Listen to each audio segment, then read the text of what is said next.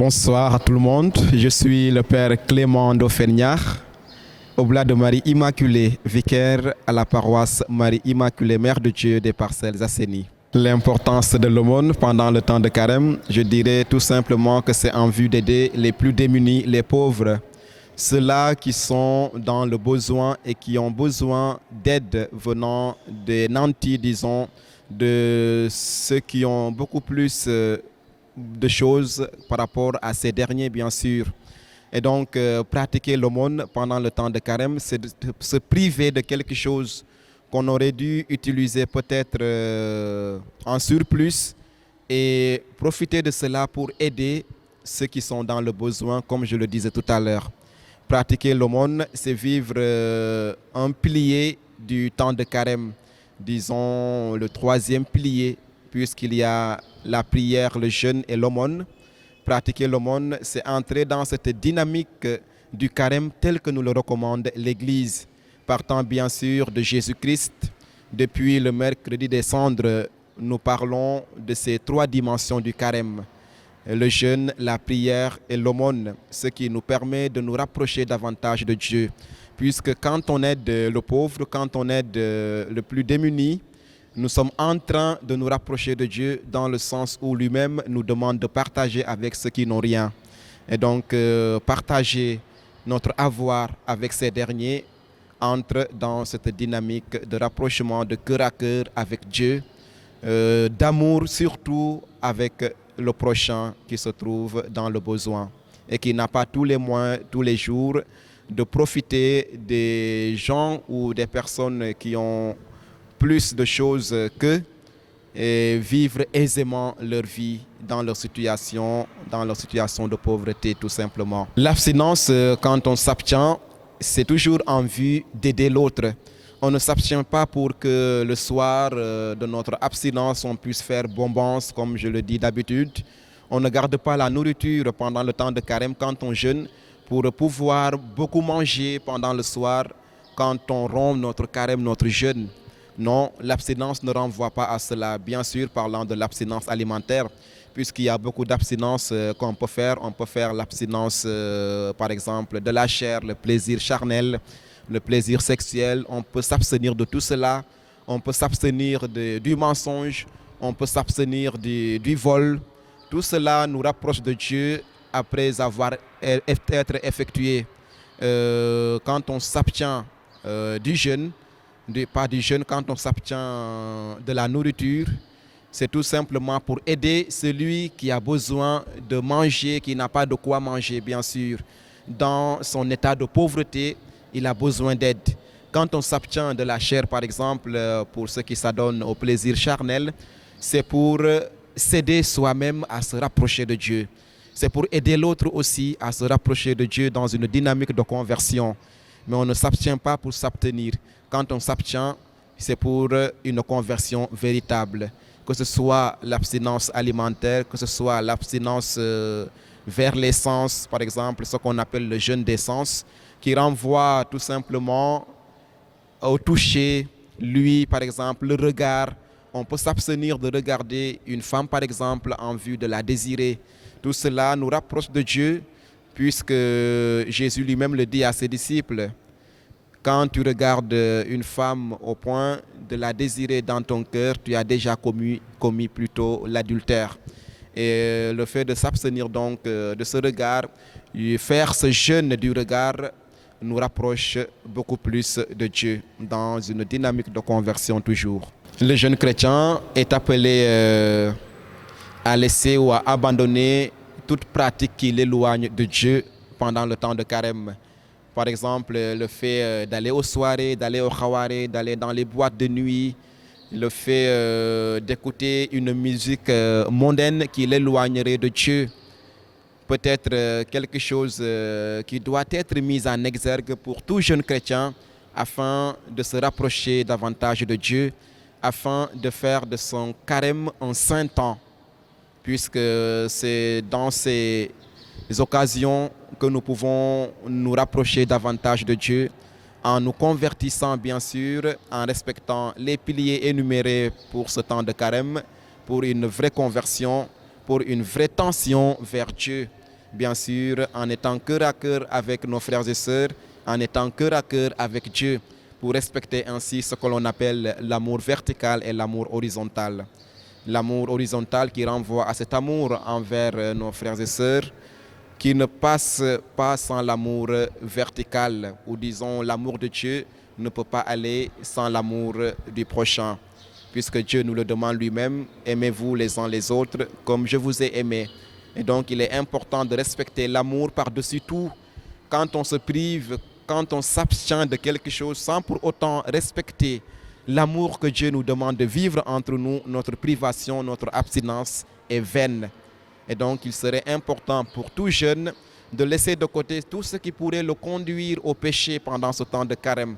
Chaque jeune se connaît, chaque jeune connaît ce qui le conduit au mal, et donc tout cela est à laisser de côté et s'adonner à la prière, s'adonner à l'aumône, s'adonner aux jeûnes, quel qu'en soit le jeûne qu'on pratique, puisqu'il y a différents jeûnes, le jeûne partiel, le jeûne végétal, le jeûne d'essence, comme je le disais tout à l'heure, et tout cela nous permet de nous rapprocher davantage de notre Seigneur. Les piliers à respecter pendant le temps de carême, nous les avons énumérés tout à l'heure, c'est la prière, le jeûne et l'aumône. Alors la prière telle que nous le demande Jésus, celui qui prie n'a pas à se donner en spectacle devant les gens, devant tout le monde, dans les rues. Celui qui prie est appelé à respecter l'intimité de son fort intérieur, à entrer dans les profondeurs de sa chambre, disons, sa chambre interne dans son cœur et parler avec le Seigneur. Nous n'avons pas besoin de rabâcher, comme nous le disons, comme le dit Jésus à ses disciples par rapport à la prière, pour se faire entendre. Même dans le silence, nous pouvons arriver à prier. Et c'est à cela que nous sommes appelés pendant ce temps de carême, s'adonner à une prière, à un cœur à cœur avec Dieu, porter tous nos frères et sœurs en humanité dans la prière, afin que ces derniers puissent s'en trouver heureux, bien devant la face de Dieu. Puisqu'avec la prière, nous pouvons arriver à sauver pas mal de personnes, nous pouvons arriver à libérer des personnes qui sont bloquées par telle ou telle autre divinité, ou par telle ou telle autre idolâtrie, par tel ou tel autre comportement. Et cela renvoie tout simplement à l'œuvre de Satan, dont ces personnes doivent être libérées. Et donc nous sommes appelés dans ce premier pilier du carême, la prière, à entrer en intimité avec Dieu, mais aussi à porter nos frères et sœurs dans la prière. Pour le deuxième pilier qui se trouve être le jeûne renvoie à la privation. Quand on se prive de quelque chose, on essaie tout simplement de laisser ce qui pourrait nous faire oublier notre jeûne, le carême, le temps de carême dans lequel nous nous trouvons. Se priver de la nourriture, par exemple, se priver du plaisir charnel, comme je le disais tout à l'heure, se priver de la musique mondaine, se priver de tout ce qui nous éloignerait de Dieu, se trouve être la pratique du jeûne telle que le recommande l'Église à tout fidèle chrétien.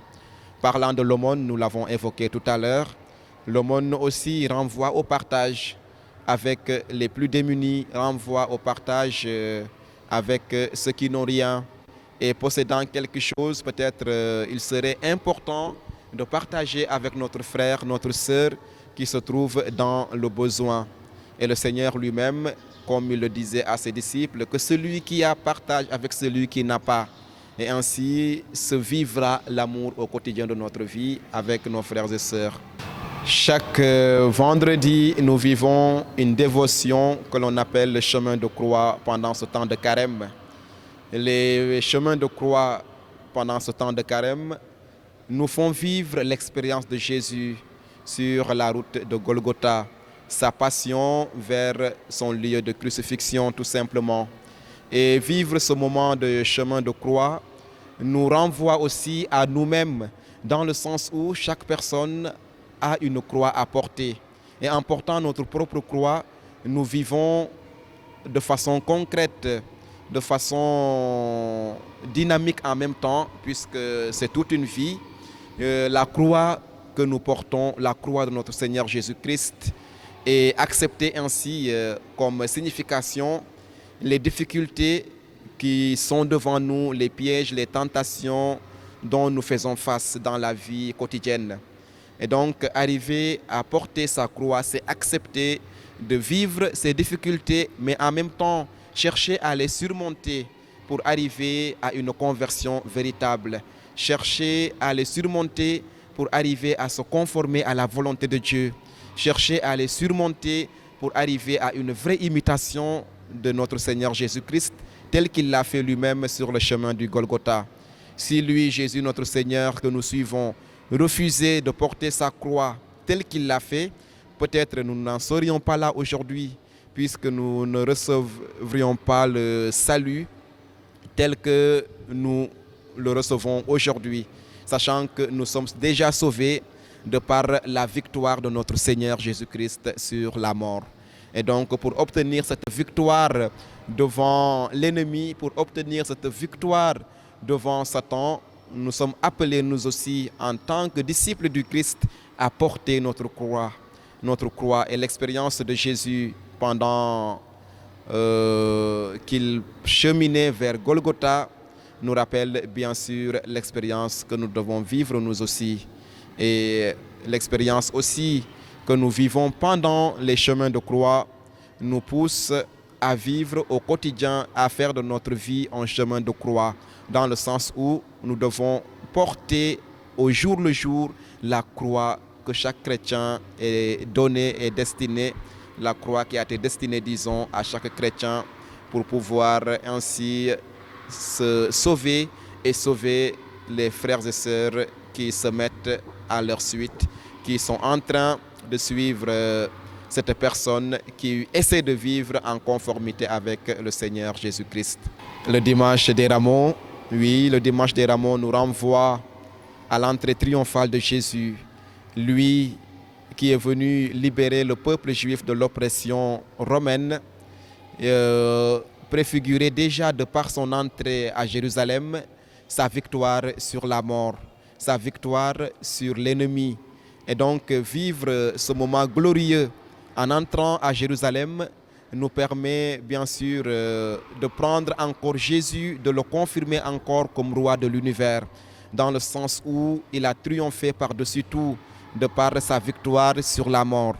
Mais nous disons que déjà en ce dimanche des Rameaux, parlant de ce dimanche à travers lequel Jésus-Christ faisait son entrée triomphale à Jérusalem, nous pouvons déjà dire que Jésus a vaincu la mort, Jésus a vaincu l'ennemi, a vaincu Satan.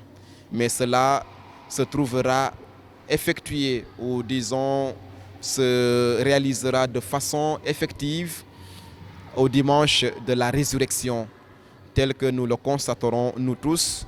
Après 3 jours dans la tombe, Jésus ressuscitera donc pour confirmer cette entrée triomphale du dimanche des Rameaux à Jérusalem. Bon, on ne parle pas de mercredi saint, il y a le mercredi des cendres, qui est un jour de jeûne obligatoire pour tout fidèle chrétien. À part ce mercredi, il n'y a pas de mercredi obligatoire pour le jeûne. Il n'y a que 2 jours obligatoires pour les chrétiens. C'est le mercredi des cendres et le vendredi saint. Alors les autres jours, il en va de la volonté ou de la liberté de chacun de jeûner. Mais c'est recommandé de jeûner quand même pour ceux qui le peuvent. À partir de 18 ans et plus jusqu'à 60 ans, disons, accomplis, on est appelé à jeûner. Ceux qui ont un âge qui dépasse cet âge peuvent se priver de cela, de ne pas jeûner. Mais dans la fourchette de 18 à 60 ans accomplis, tout fidèle chrétien est appelé à jeûner, pour ceux qui le peuvent bien sûr. Le jeûne, bon, il n'y a pas d'heure fixe, figée ou obligatoire pour les chrétiens. Il en va de la liberté de chacun toujours de choisir son heure de jeûne. Ce qui est important pour nous chrétiens, c'est d'appliquer ou de pratiquer ce que l'on appelle le jeûne partiel. Le jeûne partiel qui se trouve être le choix d'un repas par jour. Alors si tu choisis de manger à midi, tu devras tout faire pour manger à midi le lendemain. Si tu choisis de manger le dîner le soir, tu feras tout pour manger, rompre ton jeûne le lendemain, le soir, pour le dîner du lendemain. Et donc, c'est là la vraie pratique du jeûne chrétien. On n'a pas d'heure comme nos frères musulmans, un jour ou un jeûne fixe suivant l'heure. Il faut commencer à cette heure et finir à l'heure qui suit après ou bien à l'autre heure du lendemain. Cela n'est pas la pratique ou n'honore pas, disons, la pratique du jeûne chrétien. Le jeûne chrétien se pratique dans la liberté du cœur, surtout en vivant l'amour qui culmine par-dessus tout. Tant que cela n'est pas pratiqué, notre jeûne peut être vu comme vide de sens. Si tu jeûnes, tu ressens la faim sans pour autant aimer ton frère, aimer ta sœur, ton jeûne ne sert à rien. Si tu te prives de la nourriture, si tu te prives de quoi que ce soit, du plaisir charnel, de la boisson, ainsi de suite, sans pour autant vivre les piliers, sans pour autant aimer ton frère, ta sœur, ton jeûne est vide de sens et disons vain.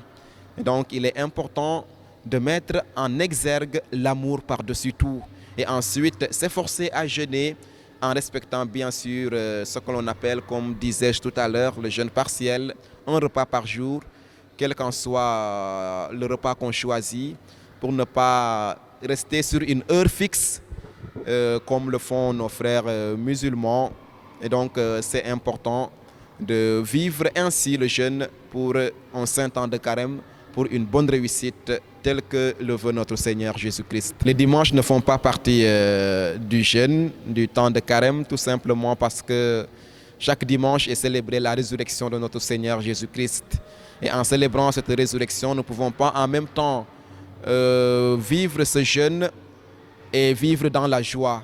C'est pourquoi l'Église a jugé opportun de laisser les dimanches de carême comme un jour off, comme on le dit, du temps de carême, et se réjouir toujours avec toute l'Église universelle pour la résurrection de notre Seigneur Jésus-Christ. Et ensuite, les autres jours, continuer son jeûne qui entre toujours dans cette dynamique du temps de carême.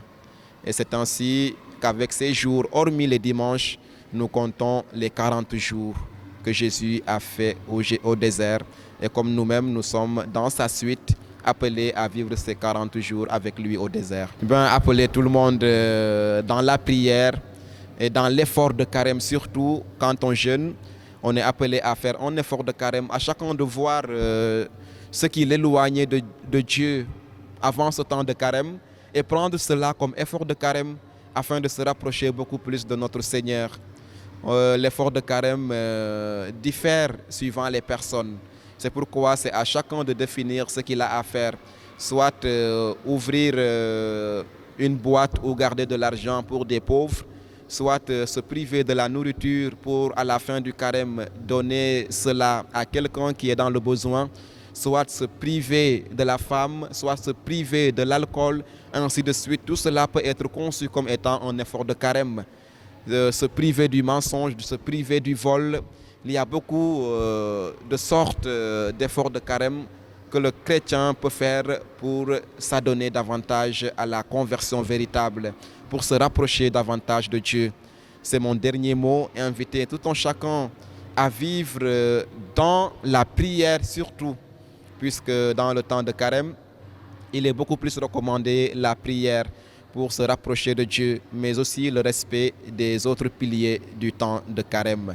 Surtout pour notre pays, le Sénégal, qui en a tant besoin, vivre dans la prière serait bénéfique pour tous les citoyens sénégalais afin que les élections vers lesquelles nous tendons tous puissent se passer dans de bonnes conditions.